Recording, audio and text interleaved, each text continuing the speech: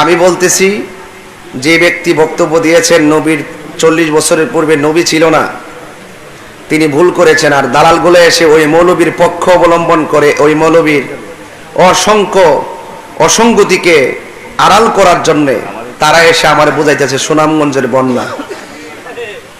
কি বুঝাইতেছে? সুনামগঞ্জের বন্যা আর হাজার লোকের কর্মসংস্থান। আরে বাবা, হাজার লোকের কর্মসংস্থান দিয়ে কি হবে? মানুষকে দান করলে কি হবে যদি নবী না মানে? কথা বলেন না কেন? ঠিক না?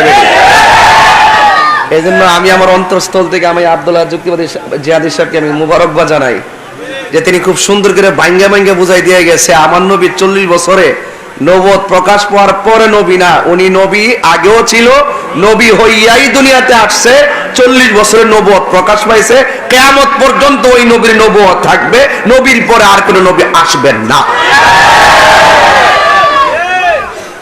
মৌলভীবাজারের মানুষ, আপনারা অনেকে বলবেন যে আমি হিংসা পরায়ণ হইয়া মনে হয় আলেমের বিরুদ্ধে লাগছি। আলেম যখন জালেমের মতো কথা বলবে তাকে আলেম মানার কোনো সুযোগ। মুনাফিকদের কথা মিষ্টি মধুর হয়, আমরা মুনাফিক না। আমরা কি না?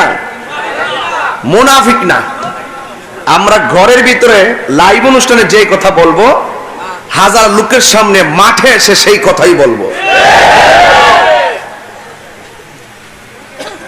আমাকে বিষয় দিয়েছেন কবর এবং হাসর নিয়ে আলোচনা করার জন্য।